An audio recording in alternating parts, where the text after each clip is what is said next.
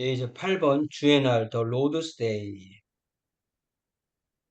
한 주의 첫째 날은 주의 날이다. 이 날을 정규적으로 지키는 것은 그리스도교 법령이다. 주의 날은 그리스도가 죽음에서 부활한 것을 기념하며 공적으로나 사적으로 예배드리고 영적인 헌신을 위해 사용되어야 한다.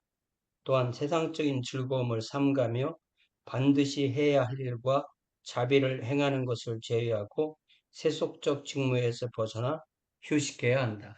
이게 이제 안식일 내용이 좀 들어온 거죠.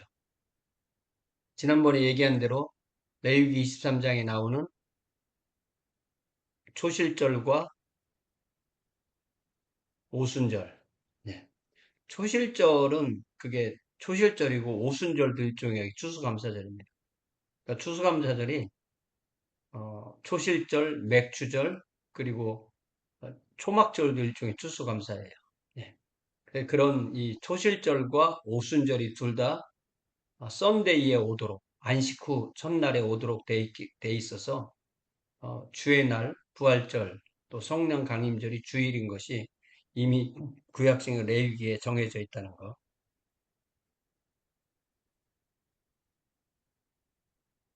The first day of the week is the Lord's Day. It is a Christian institution for regular observance. It commemorates the resurrection of Christ from the dead. 여기도 죽은 자들로부터 이렇게 번역해야 되는데 이게 잘못 번역된 거예요. From the dead and should be employed in exercise of worship and spiritual devotion, both public and private, and by refraining from worldly amusements and resting from secular employment, work of necessity and mercy only being accepted. 예, 이게 예, 요 secular employment 이러니까 주일날 그 직원들 쉴 수 있도록 도와줘야 된다 이런 개념도 있는 거.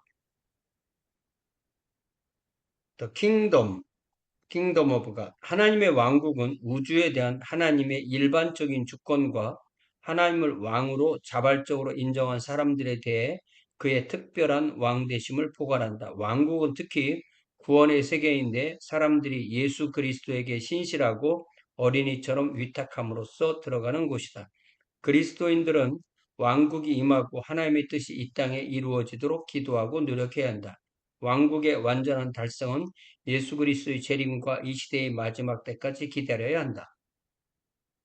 The kingdom of God includes both his general sovereignty over the universe and his particular kingship over men who willfully acknowledge him as king.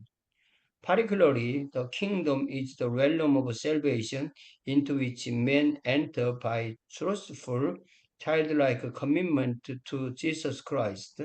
Christians ought to pray and to labor that the kingdom may come and God's will be done on earth. The full consummation of the kingdom awaits the return of Jesus Christ and the end of this age. 여기서 나온 유명한 표현이 already but not But not yet. yet. 그 표현입니다. 이것이 이미 이루어졌지만 아직 완성되지 않았다. 그래서 성경에 보면 창세기 17장부터 요한계시록 21장까지 하나님의 왕국 공식이 나오는데 포뮬라. 그게 뭐냐면 나는 너희의 하나님이고 너희는 나의 백성이다. 하나님 쪽에서 하신 말씀이죠. 사람 쪽에서 말한다면 여호와는 우리 하나님이고 우리는 그분의 백성이다. 신약으로 가면은 예수는 나의 주이시고 구주이시다. 나는 예수님을 믿음으로 하나님의 왕국 백성이다. 이것이 일관된 성경의 통일성이고요. 이 킹덤 오브 갓은 철치보다 상위 개념입니다. 성경의 최고 상위 개념은 삼일체 하나님이고요. 그 다음 상위 개념이 킹덤 오브 갓이고 그 다음 상위 개념이 교회이고 그 다음 개념이 세상이고 그 다음 개념이 만물입니다. 그렇게 이해를 하시면 좋을 것 같아요. 다 하나님 거지만 그게 이제 차원이 있다는 거죠.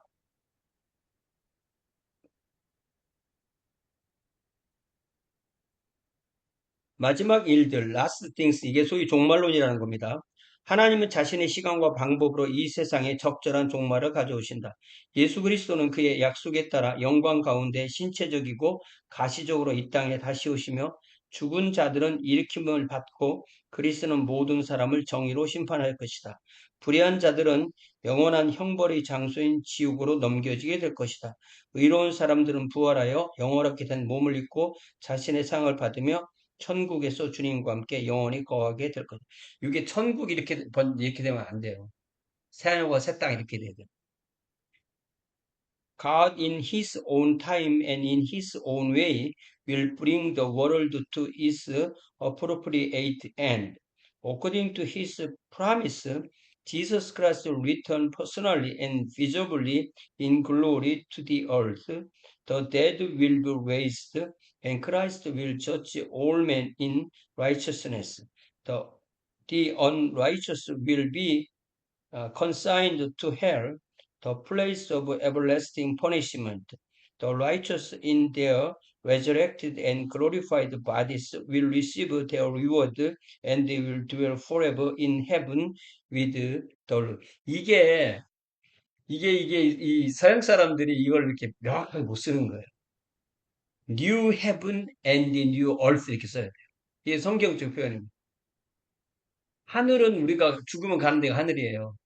그러나 부활한 몸을 가지고 사는 곳은 새 하늘, the new heaven and the new earth. 이걸 이상하게 우리 여기 지방의 DOM, Director of the Mission도 이거를 새 하늘과 새 땅이라는 표현을 안 쓰고 이렇게 하늘 이렇게만 표현합니다. 예, 이 종말도 예수 그리스도의 재림에만 이렇게 얘기해놓고 하나님의 강림을 안 써놓으면 사람들이 헷갈리죠. 아까 얘기한 대로. 예. 전도와 선교, evangelism and missions. 모든 민족으로 제자를 삼는 것은 그리스도를 따르는 모든 사람과 주 예수 그리스도의 모든 교회들이 힘써서 할 의무이며 또한 특권이다. 하나님의 성령으로 인간의 영혼이 새롭게 태어나는 것은 다른 사람들을 위한 사랑의 탄생을 의미한다. 따라서 모든 남은 자들에게 있어서 선교를 위한 노력은 거듭난 삶의 영적인 필수 사항이며 그것은 그리스도의 가르침에서 명백하고도 반복적으로 명령되어 있다. 개인적인 노력과 그리스도의 복음에 합당한 모든 방법들을 통하여 잃어버린 자들을 얻어 그리스도에게 인도하는 것을 끊임없이 추구하는 것은 하나님의 모든 자녀들의 의무다. It is the duty and privilege of every follower of Christ and of every church of the Lord Jesus Christ to endeavor to make disciples of all nations. The new birth of man's spirit by God's Holy Spirit means the birth of love for others. Missionary effort on the part of all rests thus upon a spiritual necessity of the regenerate life, and is expressly and repeatedly commended in the teachings of Christ.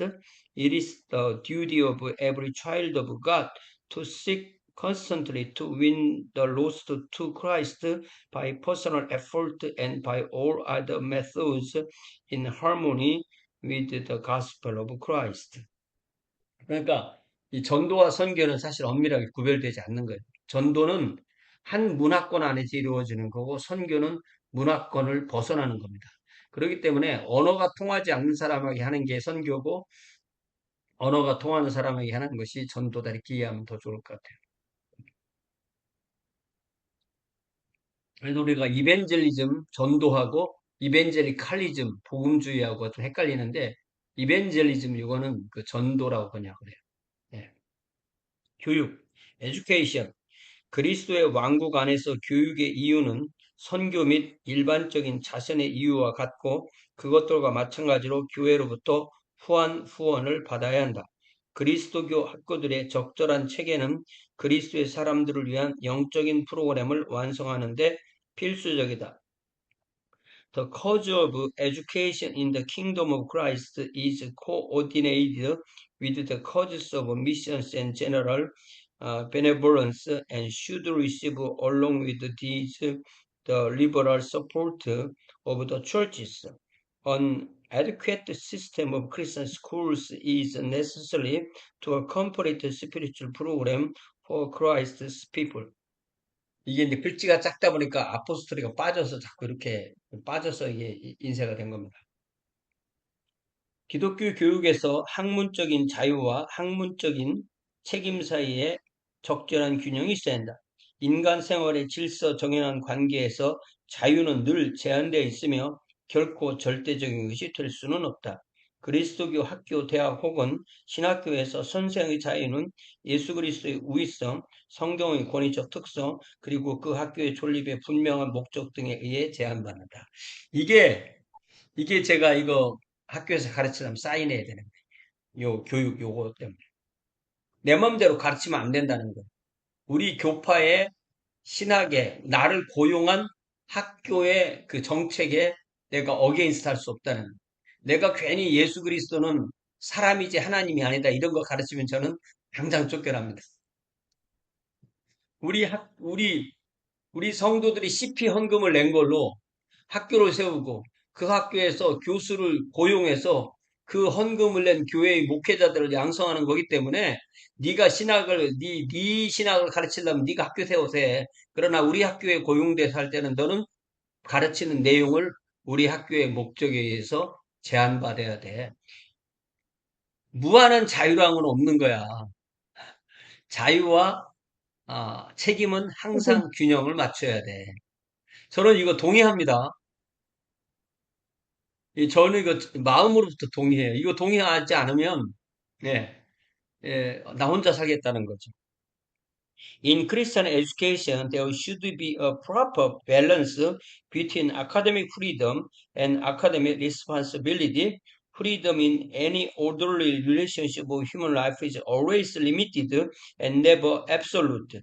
The freedom of a teacher in a Christian school, college, or seminary is limited by the preeminence of Christ, Jesus Christ, by the authoritative nature of the scriptures, and by the distinct purpose for which the school exists. 와, 예, 뭐, 스쿨, 칼리지, 세미나리, 고등학교든, 비블리컬 칼리지든, 비블리컬 유니버시티든, 베프티스트 유니버시티든, 베프티스트 세미나리든, 모든 교사는 이 교육을 이렇게 하겠다고 사인을 해야만 할 수 있는 거예요. 안 그러면은 신학이 중구난방으로 가가지고 쓸모없는 신학이 돼요.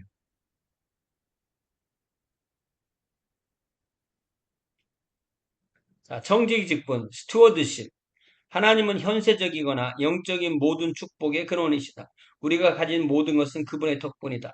그리스도인은 전체 세상에 대해 빚진 자의 입장, 복음 안에서 거룩한 수탁자, 그리고 자신의 소유에 대해 의무를 지고 있는 청지의 직분을 가지고 있다. 따라서 그들은 자신들의 시간, 재능, 그리고 물질적인 소유로 하나님을 섬기는 하는 의무를 가지고 있으며 이러한 모든 것은 하나님의 영광과 다른 사람을 돕는 데 쓰이도록 자신에게 맡겨져 있다는 것을 깨달아야 한다. 성경에 따라서 그리스도인은 이 세상에서 구세주의 대의의 증진을 위해 자신들의 재원을 즐겁고 정규적으로 체계적으로 균형 있게 그리고 후하게 공급해야 된다. 마지막 말은 이게 헌금을 말하는 거죠. 자, God is the source of all blessings, temporal and spiritual. All that we have and are we owe to Him. Christians have a spiritual uh, deadership to the whole world, a holy trustship in the gospel, and binding stewardship in their possessions.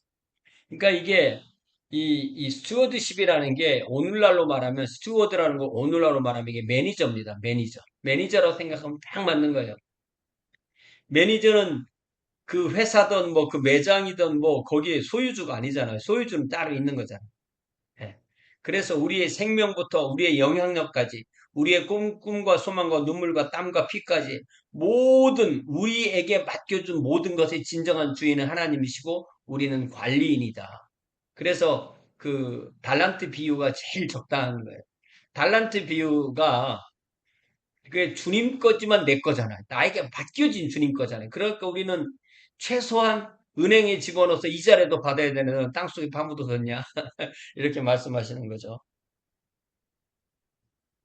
They are therefore under obligation to serve him with their time, talents, and material possessions, and should recognize all this as entrusted to them to use for the glory of God and for helping others.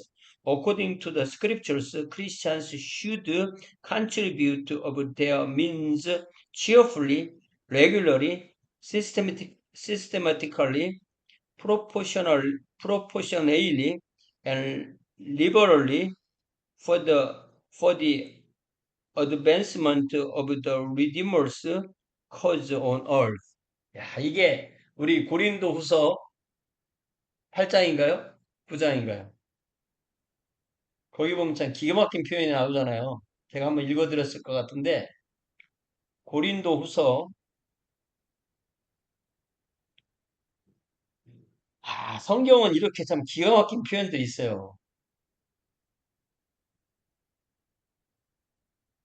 8장 고린도후서 8장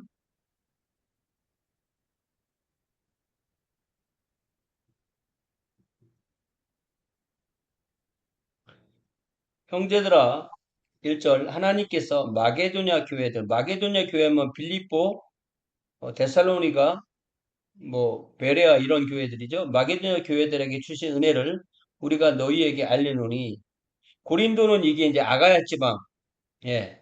고린도만 해도 그 펠레폰네소스 반도 안에 있는 아주 남쪽이잖아요. 그러니까 마게도냐는 그리스의 경계를 지난 마게도냐, 그 알렉산드의 고향인 거죠.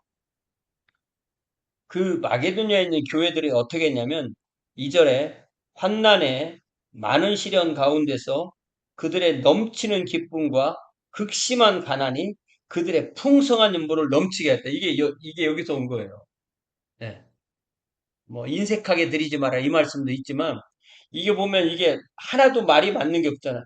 환난에 많은 시련, 넘치는 기쁨, 극심한 가난, 풍성한 연보.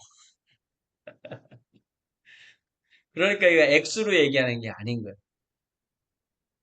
이 정신이 과부의 두렵던 정신과 통하는 것. 그래서 교회는 절대 액수로 말하는 게 아니에요. 협동사역, 코어퍼레이션, 이게 이제 지난주에 공부한 그 내용이죠. 그리스도의 사람들은 필요할 경우 하나님의 왕국의 위대한 사업들을 위한 최고의 안정된 협동을 위하여 지방이나 총회를 조직해야 된다. 그러나 조직체는 다른 조직체나 교회들을 위해서 권위를 가질 수 없다.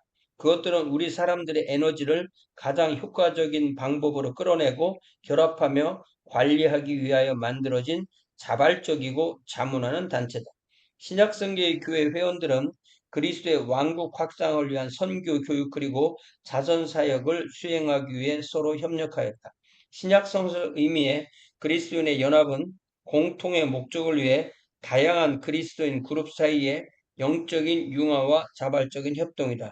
다양한 그리스도교 교단 간의 협동은 달성할 목적이 정당하고 협동의 양식을 침해하지 않으며 그리스도와 신약 성서에 게시된 그의 말씀에 대한 충성심을 양보하지 않는다면 바람직한 것이다. 무슨 얘기예요? 타 교단이나 타 교파하고도 협동 사업을 할 수 있다 이런 얘기입니다. 네. Christ's people should, as occasion requires, organize such associations and conventions as may best secure cooperation for the great objects of the kingdom of God. Such organizations have no authority over one another or over the churches.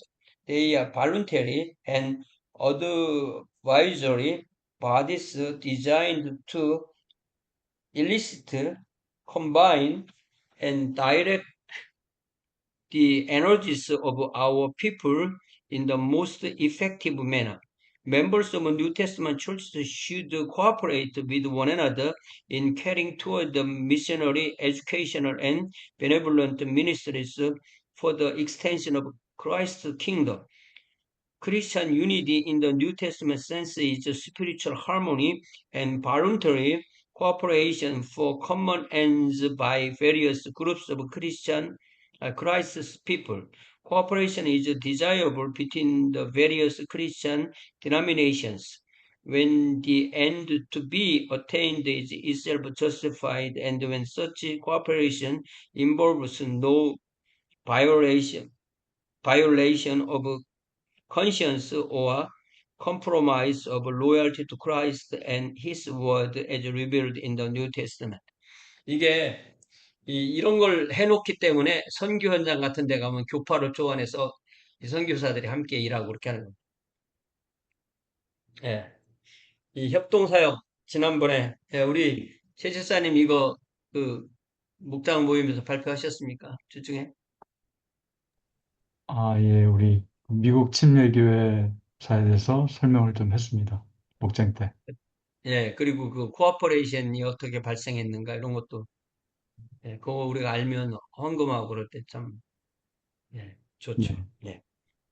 그리스도인과 사회 질서, Christian and the social order. 모든 그리스도인은 자신들의 삶과 인간 사회에서 그리스도의 뜻이 가장 중요한 것이 되게 해야 할 의무가 있다. 사회의 개선, 사람들 사이에서 정의를 세우는 데 사용된 방법들은 그것들이 그리스도 예수 안에서 하나님의 구원의 은혜로 인하여 중생한 개인들 속에 기초를 둘 때 참으로 영속적으로 도움이 될 수 있다.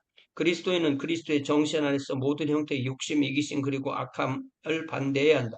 그는 고아, 가난한 자, 노인, 무력한 자 그리고 병자를 돕기 위해 일해야 한다. 모든 그리스도인은 산업, 정부 그리고 사회가 전체적으로 의와 진리 그리고 형제 등과 같은 원리에 지배 아래 놓이도록 노력해야 한다. 이러한 목적을 증진하기 위해 그리스도인은 선한 명분 아래 선한 뜻을 가진 모든 사람과 함께 일할 수 있도록 준비되어야 하며 그리스도와 그의 진리에 대한 충성을 약화하지 않고 사랑의 정신으로 행동하도록 늘 조심성이 있어야 한다. 예, 우리 세주사님이 이제 교회를 벗어나서 이렇게 그런 난민 사역 같은 걸 하실 때 그런 것에 대해서 여기에 그 대단한 큰 내용을 이렇게 규범을 정해놓은 거예요. Every Christian is under obligation to seek to make the will of Christ supreme in his own life and in human society. Means and methods used for the improvement of society and the establishment of righteousness among men can be truly and uh, permanently helpful only when they are rooted in the regeneration of the individual by the saving grace of God in Christ Jesus. 이게 무슨 말이냐면 개인 전도에서 하나님의 자녀가 먼저 되는 것이 우선되고 그런 사람이 일을 해야 된다는 뜻이에요. The Christian should oppose in the spirit of Christ every form of greed, selfishness, and vice. He should work to provide for the orphaned, the needy, the aged, and helpless, and the sick. Every Christian should seek to bring industry, government, and society as a whole under the sway of the principles of righteousness, truth, and brotherly love. In order to promote these ends, Christians should be ready to work with all men of good will in any good cause, always being careful to act in the spirit of love without compromising their loyalty to Christ and His truth. 이게 쉽지 않은 거죠. 하나님께 대한 충성도 잘 지켜야 되고 사람에 대한 사랑도 잘 지켜야 되고 둘 다를 지키게 돼. 뭐 하나를 위해서 뭐 하나를 포기할 수 없다는 뜻입니다. 전쟁과 평화. 정의의 원칙 안에서 모든 사람 평화를 추구하는 것은 그리스도인의 의무다. 그리스도의 정신과 가르침에 부합하도록 그리스도인은 전쟁을 종식하기 위하여 자신들의 모든 힘을 사용해야 한다. It is the duty of Christians to seek peace with all men and on principles of righteousness. In accordance with the spirit and teachings of Christ, they should do all in their power to put an end to war. 이게 우리가 그 라저 윌리엄스 공부할 때 분명히 했잖아요. 개신교도와 로마 가톨릭 성도가 지난 세월 동안 전쟁터에서 흘린 수많은 백성의 피는 우리 평화의 왕이신 예수 그리스도에 의해서 요구되어진 것도 아니고 용납된 것도 아니다. 그러니까 그리스도인은 전쟁이 나면 어떻게 하면 평화를 빨리 갖고 올 것인가? 종전이 되게 할 것인가? 대한민국은 아직도 종전이 안 돼가지고, 예, 지난 거의 89년, 90년 가까이 이렇게 휴전 상태에 있는 거죠. 전쟁을 하고자 하는 마음에 대한 진정한 치료는 우리 주님의 복음이다. 세상이 최고로 필요한 것은 모든 인간과 모든 국가 일들에서 그리스도의 가르침을 받아들이는 것과 그의 사랑의 법을 실제적으로 적용하는 것이다. 이게 잘못하면은 뭐 의로운 전쟁 그런 개념으로 하나님 이름으로 전쟁을 자꾸 이렇게 일으키기도 하고요. 십자군 전쟁, 십자군 정신입니다. 그건 거의 다 잘못될 가능성이 큰 거예요. 좋은 전쟁이라는 게 의로운 전쟁이 없고 전쟁은 일으키는 게 아니라 방어하는 거죠. 방어. 그런데 방어를 위한 선제적 공격도 이렇게 말을 하니까 이게 참 어려운 말인 거죠. 신앙의 자유, religious liberty. 하나님 한 분만이 양심의 주인이시며 하나님은 자신의 말씀과 반대되거나 혹은 말씀에 포함되어 있지 않은 교리나 인간의 명령들로부터 양심을 자유롭게 하셨다. 교회와 국가는 분리되어야 한다. 국가는 모든 교회를 보호하고 교회들이 영적인 목적들을 추구하는 데서 완전한 자유를 갖도록 해야 할 의무가 있다. 이러한 자유를 제공함에 있어 어떤 교회 단체 혹은 교단이 다른 교회 단체나 교단들보다 국가로부터 더 많은 호의를 받아서는 안 된다. 세속 정부는 하나님이 제정하셨다. 그리스도인은 계시된 하나님의 뜻에 위배되지 않는 정부의 모든 사람에 대해 충성스럽게 복종해야 한다. 교회는 자신의 사역을 행함에 있어 국가 권력의 도움을 의지해서는 안 된다. 그리스도의 복음은 교회의 목적들을 추구함에 있어서 영적인 수단들만을 생각한다. 국가는 어떠한 종류의 신앙적 견해들에 대해서 형벌을 지을 권리가 없다.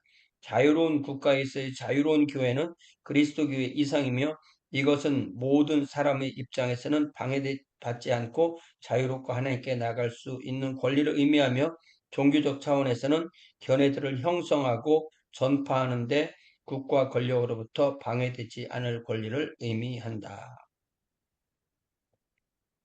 이게 그동안 우리가 침례교 역사에서 배웠던 이 종교와 국가의 분리, 국종 분리, 국가와 종교의 분리, 그거를 이렇게 그동안 공부한 모든 것을 하나로 정리하는. 그래서 이 교회는 국가의 그 일반적인 법을 따르는 거예요. 근데 또한 국가는 교회의 신앙적인 것을 타치할 권리가 없다는 거죠. God alone is Lord of the conscience, and He has left it free from the doctrines and commandments of men, which are contrary to His word or are not contained in it. Church and state should be separate. The state owes to every church protection and full freedom in the pursuit of its spiritual ends. It providing for such freedom no ecclesiastical group or denomination should be favored by the state more than others. 평등이 대하란 말이죠. Civil government being ordained of God, it is the duty of Christians to render royal obedience thereto in all things not contrary to the revealed will of God. 예, 이게 국가 정부에도 순종을 잘 하라는 말입니다. The church should not resort to the civil power to carry on its work. 세상 권력 끌어들이지 말라는 얘기예요. The gospel of Christ contemplates spiritual means alone for the pursuit of its ends. The state has no right to impose penalties for religious opinions of any kind. The state has a right to impose taxes for the support of any form of religion. 네. 이 명확한 거죠. 아주 그냥 딱 집어서, 집어서 말하고 있습니다. 네. 세금을, 더 스테이트는 권리를 갖고 있잖아요. 세금을 먹일 거에 대해서 어떤 종교에 대해서 도와줄 세금을 거둬서는 안 됩니다. 네. 분리되어 있기 때문에.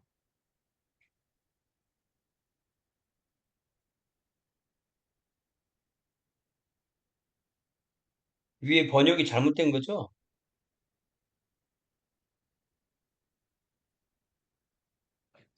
위에 그 세금이라고 할 것을 형벌이라고 번역한 거죠. 왜? 이거 잘못된 것 같아.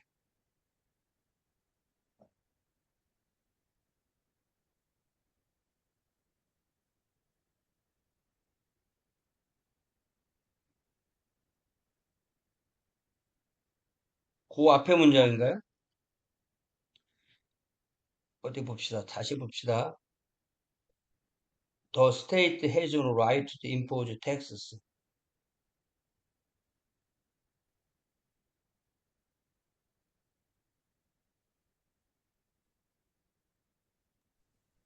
벌금 이런 뜻이 아니고 페널티니까.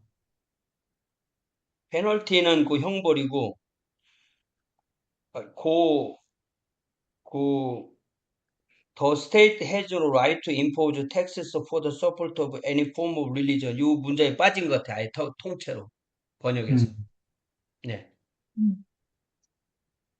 A free church in a free state is the Christian ideal, and this implies the right of free and unhindered access to God on the part of all men, and the right to form the propagate opinions in the sphere of religion without interference by the civil power.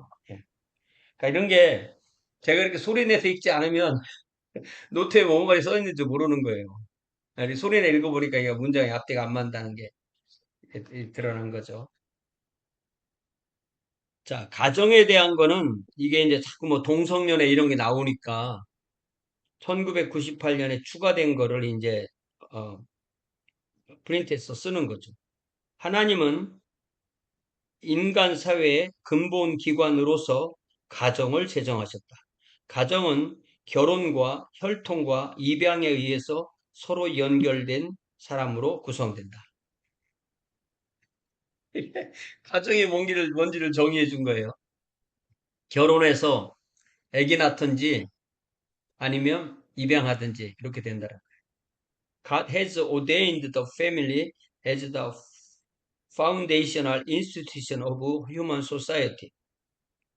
It is composed of persons related to one another by marriage, blood, or adoption. 결혼은 일생 동안 언약의 헌신 안에서 이루어진 한 남자와 한 여자의 연합이다. 다 이거 나오죠? 동성연애 안 된다는 뜻입니다. 이렇게 말한 거예요. 그런데 이제 뭐 미국의 많은 교회들이 동성연애를 동성가정을 인정하잖아요. 그러니까 저의 그 입장은 뭐냐면 국가에서는 차별하지 말라는 거예요. 그거 어떻게 막을 거예요, 국가에서. 그러나 교회에서는 안 된다는 거예요. 성경적으로 안 된다는 거. 아닌 건 아니라고 말해야죠. 그러면 동성연애자가 우리 교회에 와서 교인으로 등록을 한다면 어떻게 해야 되느냐? 나는 못 해준다 이거죠. 네. 받아주는 교회로 가세요. 이렇게 할 수밖에 없는 거죠. 그것은 그리스도와 그의 교회의 연합으로 드러난 하나님의 고유한 선물이며 결혼 안에서 그 남자와 그 여자를 위한 친밀한 동지 의식을 위한 기초와 성경적인 기준을 따른 성적인 표현을 통한 통로와 인류의 재생산의 도구이다. 그러니까 제가 지난번에 그 창세기 설교하면서 깨달은 한 가지 사실이 우리가 오늘날에는 이 피임이 어느 정도 자세하게 잘 할 수가 있으니까 별로 이렇게 성생활과 임신을 연결을 잘 안 시키잖아요, 이제는. 그런데 이 피임이라는 것이 있기 전에는 성생활을 하면 여자는 임신을 하고 남자는 책임을 져야 되는 그 관계가 있는 거예요. 그런데 이게 동성연애의 확실한 이기적인 목적이 하나 있는데 그게 뭐냐면 성생활은 하지만 임신은 안 된다는 겁니다. 그런데 하나님은 부부를 통해서 성적인 통로를 통해서 인류가 태어나도록 했는데 그게 동성연애는 그게 안 되는 거예요. 그러니까 간음도 죄고 동성애도 죄지만 동성애가 더 큰 죄다 이렇게 말할 수는 없어요. 그러나 동성애에 대해서 우리가 아주 심각하게 봐야 되는 것이 이게 이 사람이 태어날 수 없게 되는 이 성적인 관계라는 거예요. 우리가 충분히 머릿속에 이해할 수가 있습니다. Marriage is the uniting of one man and one woman in covenant commitment for a lifetime. 그러니까 죽고 나서는 이제 떠난다는 거예요. 살아있는 동안만 부부라는 겁니다. It is God's unique gift to reveal the union between Christ and His church. 에베소서 5장에 나오는 얘기죠. And to provide for the man and the woman in marriage the framework of intimate companionship, the channel for sexual expression according to biblical standards, and the means for uh, procreation of the human race. 예. 이게 이제 이 sexual expression according to biblical standards. 그래서 우리가 뭐 성인들한테 얘기하지만 그 성에 대한 그 체위를 얘기할 때 그 선교사 포지션 이런 말을 하는 거잖아요. 이게 이제 선교사들이 이게 성경적인 방식이다 이렇게 가르쳐서 그걸 미셔너리 포지션 이런 말을 쓰는 거예요. 얼마나 이게 비블리칼이라는 말 안에 얼마나 사람들의 아주 그 내밀한 생활까지 그 규정하려고 했는지 그런 그 생각을 좀 해볼 수가 있습니다. 남편과 아내는 하나님 앞에서 동등한 가치가 있는데 이는 이 둘 다 하나님의 형상대로 창조되었기 때문이다. 결혼 관계는 하나님 그분의 백성과 관계하시는 방식의 표본이 된다. 한 남편은 그리스도가 교회를 사랑하신 것처럼 그의 아내를 사랑해야 한다.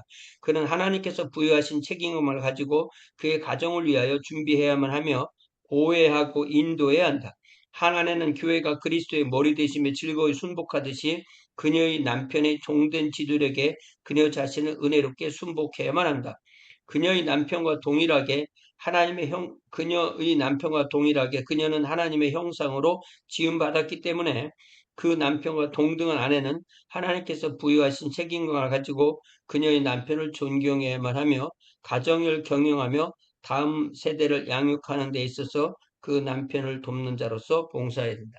자, 여기에 분명히 부부는 평등하다고 되어 있어요. 그러면은 남편은 아내를 사랑하고 아내는 남편을 순종해야 되는데 이 사랑과 순종이 그럼 서로 다른 말이야. 같은 말이에요. 나는 너를 사랑하지만 너한테 순종을 못하겠다. 나는 당신한테 순종을 하지만 사랑은 못하겠다. 그 말이 안 되잖아요. 그러니까 남편이 아내에게 순종하고 아내가 남편을 사랑하는 것도 말이 되는 겁니다. 이거를 나는 너를 사랑하지만 순종은 안 해. 너한테 네 뜻을 못 따르겠어. 이게 성경을 오해하는 겁니다. 나는 당신한테 순종을 하지만 절대 당신을 사랑하지는 않아요. 그것도 말이 안 되는 거예요. 그렇기 때문에 예를 들면 우리가 주님께 순종한다 하지만 주님을 사랑하지는 않아요? 그렇지 않잖아요. 우리가 주님께 기도하고 우리 말씀 들어주시잖아요. 그걸 잘 생각해 보면 이 사랑과 순종이라는 이 관계가 그렇게 기계적인 것이 아님을 알 수가 있습니다. The husband and wife are equal worth before God, since both are created in God's image. The marriage relationship models the way God relates to his people. A husband is to love his wife as Christ loved the church. He has a God-given responsibility to provide for, to protect, and to lead his family. A wife is to submit herself graciously to the servant leadership of her husband, even as the church willingly submits to the headship of Christ. She, being in the image of God as is her husband, and thus equal to him, has the God-given responsibility to respect the husband and to serve as his helper in managing the household and nurturing the next generation. 이런 거 쓸 때 한 단어 한 단어가 얼마나 조심스럽게 썼겠어요. 예. 이런 게 그렇기 때문에 아, 성경의 진리를 오늘날의 말로 표현해 본 거다. 그렇게 이해하시면 되겠습니다. 잉태의 순간부터 자녀들은 주님으로부터 온 축복이며 유산이다. 부모들은 결혼을 위한 하나님의 방식을 그들 자녀들에게 보여줘야만 한다. 부모들은 그들의 자녀들에게 영적 그리고 도덕적 가치들을 가르쳐야만 하며 지속적인 삶의 방식의 모본과 사랑의 훈계로 그들을 지도해야만 하며 성경적 진리 위에 기초하여 선택하도록 만들어야 한다. 자녀들은 그들의 부모들을 존경하고 순종해야만 한다. 잉태의 순간부터, 예, 그러니까 낙태하지 말라는 뜻이에요. 여기 그렇게 표현된 겁니다. 그러니까 언제부터 사람이냐? 잉태하고 몇 주가 지났을 때 사람이냐? 이게 의학적으로는 늘 얘기가 되는 거예요. 그러나 어, 성경적으로는 잉태의 순간, 잉태라는 게 뭐냐면 이게 정자와 난자가 만나서 착상이 됐을 때, 자궁벽에 착상이 됐을 때가 잉태가 된 거예요. 그러니까 수정란도 사실은 뭐 사람이라고 표현할 수 있지만 사실은 착상됐을 때 그런 뜻인 것 같아요. 제가 보기엔. Children from the moment of conception are a blessing and heritage from the Lord. Parents are to demonstrate to their children God's pattern for marriage.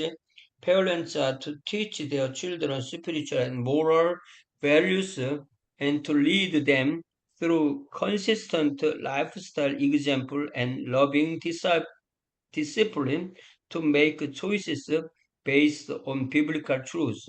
Children are to honor and obey their parents. 근데 이게 잘 생각해 보면 살아보고 사는 사람 아무도 없거든요. 아빠가 미안해. 아빠도 아빠가 처음이야. 이게 아주 좋은 핑계인데, 우리가 그러면 결국 누굴 보고 하느냐. 나의 아버지가 나에게 한 것을 나의 자녀에게 할 가능성이 큰 거예요. 그래서 선순환, 악순환. 좋은 모범을 받았으면 좋은 모범을 할 수 있는 거고, 나쁜 모범을 받았으면 나쁜 모범을 보이게 되는 거죠. 근데 제가 이제 아주 어릴 때부터 우리 어머니에게 많이 들은 말 중에 하나가 술, 담배, 도박하지 말. 아버지는 그것 때문에 엄마가 너무 힘들다. 그래서 제가 초등학교 2학년 때 이제 방학 때 학교 가는 날인데 우리 집에서 이제 밑으로 내려가면 큰 집이에요. 그래서 큰 집 형이 방학 때는 학교 안 가도 돼. 내가 화투 가르쳐 줄 테니까 여기서 좀 놀아. 나 화투 치면 놀자 해서 그냥 학교 안 가고 그 화투 배우는데 얼마나 재밌던지. 그러고 점심때쯤에 이제 집에 갔는데 어머니가 부엌으로 데려가더니 저를 옷에 목을 탁 잡아서 들어 올리더니 그냥 종아리를 그냥 콩대공으로 막 때리는데 얼마나 아프던지 이놈아 아버지가 도박했고 내가 이렇게 힘든데 너도 지금 도박을 배우냐.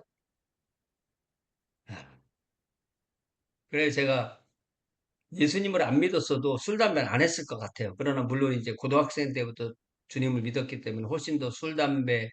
저는 술, 담배에 대한 유혹, 뭐 도박에 대한 유혹 이런 거는 진짜 어릴 때부터 없었던 것 같아요. 그러니까 부모가 나쁜 본을 보여준다고 자녀가 반드시 나쁘게 된다는 보장은 없는 것 같아요.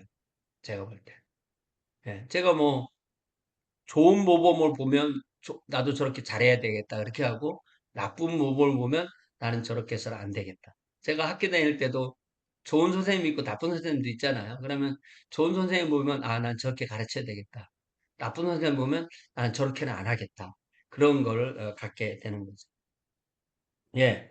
오늘은 여기까지 공부하고 이제 어, 다음 주 한 번 더 해서 우리 유해경 집사님 다음 주 한 번 더 합니다. 우리 다음 주에는 이 예, 마틴 루터 킹 주니어 목사님에 대해서 공부 좀 하고 마지막 마치고 후토크하고 이렇게 끝내겠습니다. 자, 그러면 오늘 우리 세 분이 공부하셨는데 마이크 켜시고 오늘 뭘 공부했는가? 오늘 공부하면서 무슨 생각이 들었는가? 예, 최 집사님부터 한 말씀 해주세요. 예. 오늘은 이제 신앙 고백서에 대해서 배웠는데, 유명한 그 필라델피아, 신앙 고백서가, 잠깐만요. 이게 페이지가 몇 페이지? 199페이지였죠. 예. 뉴 햄프셔 신앙 고백서와 그 다음에 필라델피아 신앙 고백서가 오랫동안 이제 침례교회 신앙 고백서로 이렇게 되어 왔었고, 그다음에 이제 그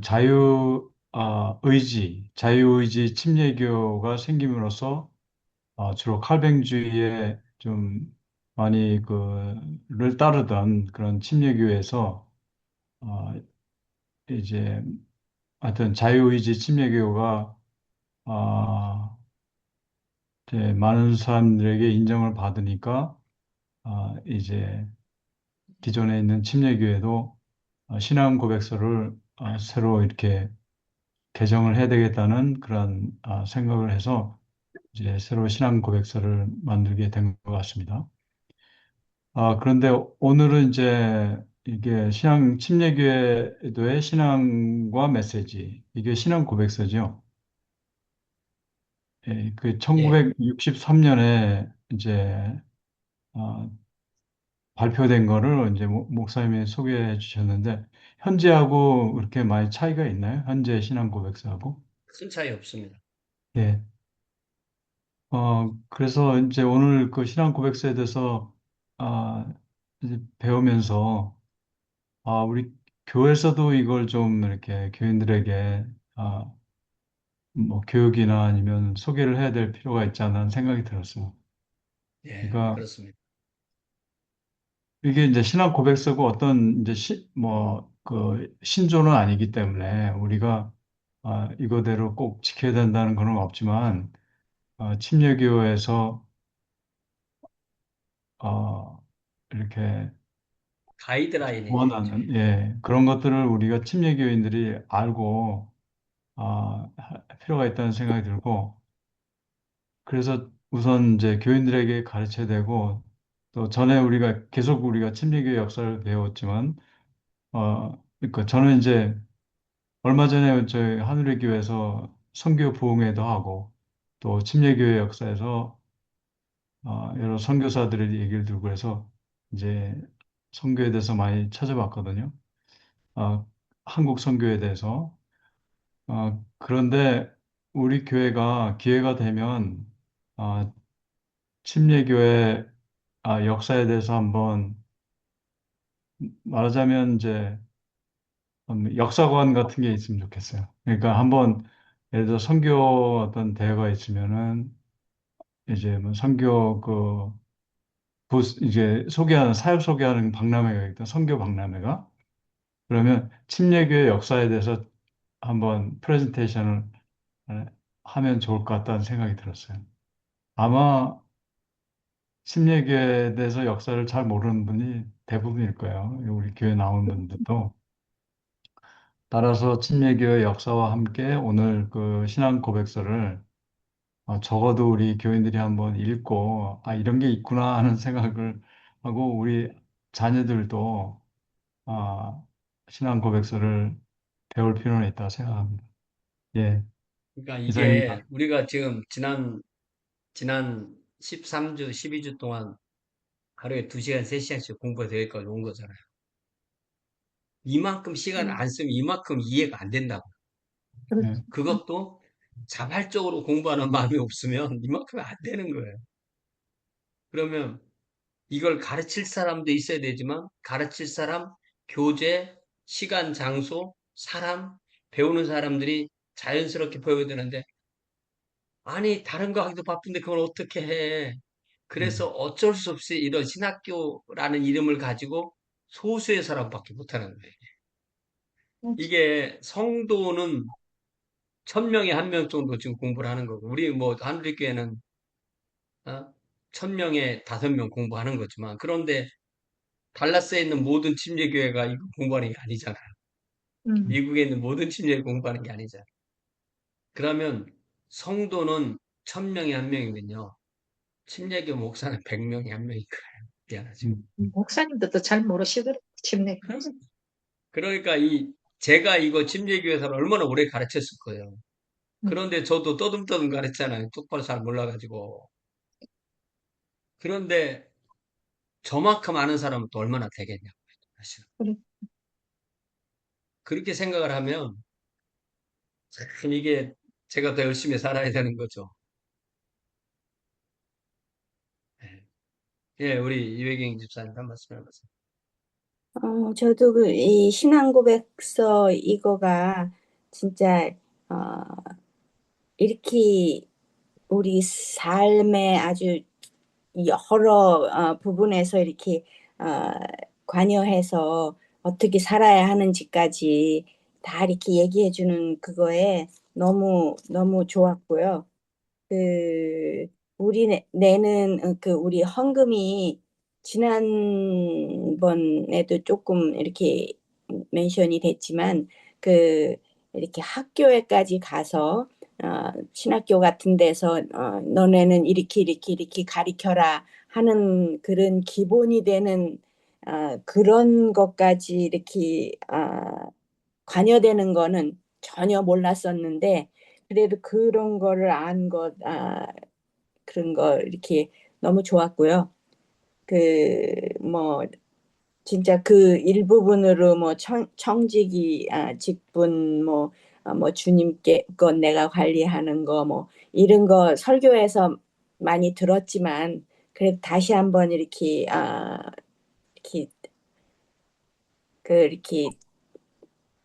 이렇게 일깨움 받는 것 같아서 너무 좋았습니다. 그리고 이 성경의 그 진리를 그러니까 우리 오늘날의 우리말로 이렇게 표현해 준 그거에 대해서도 너무 감사했습니다. 예. 그러니까 이제 예를 들면 우리 학교도 이제 엄정호 목사님이 이거에 대한 사명을 받고 이 학교를 세우고 또 우리 한우리교회에서 전적으로 도와주고 그래서 어쨌든 문 닫지 않고 학생이 꾸준히 있으니까 이 공부를 꾸준히 할 때 내가 이 시간을 분명히 학교에서 그런 내가 이런 은사가 있고 이런 자격이 있어서 이런 직분을 받아서 이런 사역을 할 때 이 과목을 제가 제 개인적인 욕심을 할 그런 걸 쓰면 엄정호 목사님이 저를 다음에 또 가르치라고 하겠어요. 예. 이게 이게 한 누구나 주님 앞에 똑같은 종들이고 자기가 맡은 은사에 따라서 맡은 직분에 따라서 맡은 사역을 하는 거예요. 그래서 주님 앞에 심판받는 거예요. 이렇게 되는 거죠. 그래서 저는 제가 이런 가르치는 이런 자리에 이런 은사와 직분과 사역을 받은 것을 정말 감사하게 생각해요. 그리고 지금도 더 배우고 더 고치고 더 바르게 서려고 그렇게 하고 있습니다. 네, 우리 김미라 사모님 한 말씀 해주세요. 지난번에 참 근현대사에서 제가 찾아보니까 뉴욕주에 나야가라 총회라고 된 뉴욕주에 되는데 그걸 이제 그 온태리오주로 그렇게 고쳐야 되죠. 그죠? 예, 예, 그거 네. 잘못됐다고 얘기한 거예요. 예. 저는 이제 오늘 들으면서 이게, 곰에 대해서, 곰, 그, 하이버네이션, 그 겨울잠, 저희가 이제 원주민 선교할 때 원주민 마을에 가까이 살았으니까 온타리오 주에서 이렇게 아파트 2층에 사는데 밑에 보면은 밤에 되면 항상 곰이 나타나요. 그래서 곰이 나타나면 이 쓰레기를 막 이게 먹으니 곰은 잡식이니까 이 쓰레기를 먹으니까 그 쓰레기를 자기가 알아서 분리수거를 해요. 그러니까 항상 그 쓰레기 그를 딱 이렇게 창고처럼 만들어가 문을 잠가놔요. 아무튼 곰이 달라들어서 다 이렇게 매섭 해놓으니까. 근데 이제 원주민 마을에 이렇게 차를 타고 가다 보면은 이 쓰레기장에 있는데 보면은 곰이 알아서 분리수거를 해요. 이게 봉지를 뜯어가지고 깡통 같은 캔을 저리 던져보고 이렇게 치킨 그도 고기 뜯어놓으면 막 먹는데 그걸 보면서 이 곰의 동물 세계도 장려유수가 있더라고요. 엄마 아빠 곰이 이렇게 애기 곰들이 이렇게 베이비베어가 이렇게 뜯어먹는데 엄마 아빠 곰이 오면은 아버님 먼저 어버님 먼저 이렇게 뒤로 물러나요. 그래가지고 그래 그걸 이제 그걸 보고서 이게 동물의 세계도 참 신비하고 곰이 겨울잠을 잘 때는 항상 그 암컷 곰은 이렇게 새끼를 배가 있어 임신을 해서 그래야 그래서 이게 우리도 임신하면 덥잖아요. 막 이렇게 애가 뱃속에 들어있으니까 그래서 그 체온도 유지하고 그리고 가을 되게 한 11월 달쯤 되면 이제 먹을 게 좀 없으니까 눈 내리고 10월 달에도 눈 오지만은 그렇게 하면 이제 그 곰치 같은 그 풀이 있는데 그게 곰이 그렇게 좋아한대요. 그걸 많이 뜯어먹어요. 그래서 겨울 잠을 자면서 나올 때는 한 5월 말에 이제 5월 말 때 눈이 다 녹으니까 그럼 곰이 항상 이게 새끼를 이게 낳아서 나와요. 그럼 모든 새끼는 다 이뻐요. 이번 곰 새끼도 귀여워요, 어릴 때. 근데 이제 뭣도 모르고 가면서 귀엽다고 곰을 만지려고 하면은 이 곰 어미가 자기 새끼를 해친다고 생각해서 참 이렇게 경계를 해요. 위험해요. 근데 이제 블랙베어는 덜 위험한데 그 그리즐리 있잖아요. 그런 곰이 위험한데 이 곰이 그 아파트 매니저가 하더라고. 곰이 이렇게 노래 부르는 걸 좋아하는데 박수하고 박수치고 그래서 무슨 노래를 좋아하는 거니까 우리 목사님 곰 3마리 한 집에 있을까 그래가지고 이제 그거를 보고 이제 이게 참 재미있었어요. 그리고 이제 어떤 때는 이제 새끼 곰이 이제 이렇게 있는데 이게 나무 위에 이렇게 있는데 개가 막 개가 밑에서 지니까 이 새끼 곰이 무서워가지고 나무에서 올라가서 더 이상 이제 내려오지도 못하고 꼭 딱 붙어가지고 오도가도 못하고 있는 그게 또 그렇게 우습더라고. 그 곰이 크면은 이제 걔를 안 무서워할 텐데. 그러고 이제 오늘 주의 날에 대해서 이제 이렇게 말씀하시면서 제가 어떤 생각이 나는데 한국에서는 장로교 합동측에 다녔어요. 근데 합동측에서는 또 이제 이 통합청 목사님을 강단에 안 세워요. 또 그런 게 있더라고. 근데 제가 이제 참 정말 제가 우리 동네에 그 이제 별명이 그분이 예수님이었어요. 장로님이. 저는 제 가까이 보면서 그렇게 신실하게 정말 예수님 같은 분은 제가 한 3분 정도 봤는데 그분이 그 중에 한 분인데 30년 가까이 신앙생활에서 한 번도 화를 낸 걸 본 적이 없어요. 그런데 화를 내실 때는 교회 출석 늦거나 예배 시간을 떠들고 그럴 때만 이제 화를 내시는데 그분은 굉장히 율법적이라 할 정도로 이게 주일날 빨래를 하면 난리가 나는 거예요. 며느님하고 같이 살았는데 빨래줄에 빨래가 걸려있으면 난리 나는 거예요. 그리고 이제 집을 이렇게 나중에 파는데 그거 이제 보통 때는 이제 기도원에 올라가고 계시고 집회를 많이 다니시니까 그러고 이제 토요일 날 오전인가 금요일 날 오후인가 내려오셨는데 그러면 이제 복덕방 그 주인이 그 소개하시는 분이 이 장로님을 만나 뵐 수가 없어서 주일날 교회로 와요. 교회 오면 만나니까. 그러면 이 장로님이 주일날이니까 그 사사로운 말은 하면 안 된다고 돌려보내요. 그래서 그걸 그러고 남이 이렇게 예를 들어서 연세가 드셨으니까 요구르트 같은 거 사오면은 그 주일날 다른 사람이 페이한 거지만 그 주일날 샀다고 그걸 안 드시더라고요. 근데 요새 우리 식으로 하면 율법적이라 할 정도지만 그만큼 이렇게 참 이렇게 말씀대로 살려고 노력하시고 아드님도 캐나다에서 목회하시는데 지금 리타이어 하시는데 목회하시다가 힘들면 항상 그 아버지를 모시더라고. 그럼 아버지가 이제 제가 한번 따라 같이 기도를 했는데 이분이 그때가 제가 대학 다닐 때가 벌써 한 60대 후반 70대 됐는 것 같아요. 그런데 매주일마다 철야 기도를 하시는 거예요. 한 저녁 9시, 10시 돼가지고 새벽기도 할 때까지 하시는데, 그런데 저는 뭐 젊은 사람들 하다가 모르면 막 피곤하니까 창창 잠이 많을 때니까 긴 의자에 막 누워서 자고 이랬는데, 눈 뜨고 이래 보면 그 장로님이 이거 고개 숙 이렇게 엎드린 적도 없어요. 꼿꼿이 이래서가지고 이렇게 앉아 계셔가지고 그렇게 밤새 그렇게 기도를 하시더라고요. 참, 경건한 그런 본을 봤어요. 그렇게 자녀들이 다 신앙생활 잘 하시더라고요. 뭐, 인간적으로는 잘해준 게 하나도 없죠. 돈도 없으니까. 근데 참 그렇게 아버지를 그렇게 리스펙트하고 그렇게 하시더라고요. 그리고 이제 오늘 또 전쟁과 평화를 보면서 그 로마의 군사학자가 뭐 군사학인가 그런 책에서 평화를 원하느냐 전쟁을 준비하라 그런 말이 있잖아요. 입으로 뭐 평화 한다고 평화가 되는 게 아니잖아요. 항상 평화를 원하려고 하면 전쟁할 준비를 하고 있어야 이제 그 평화가 오는 거지. 그거를 말이 생각이 났어요. 예, 여기까지. 예, 감사합니다. 우리 다음 주 한 번 더 감사합니다. 모여요. 네네. 예, 네네네네. 네, 네, 감사합니다. 수고하셨습니다. 네, 감사합니다. 수고하셨습니다. 수고하셨습니다. 네. 예. 예. 네.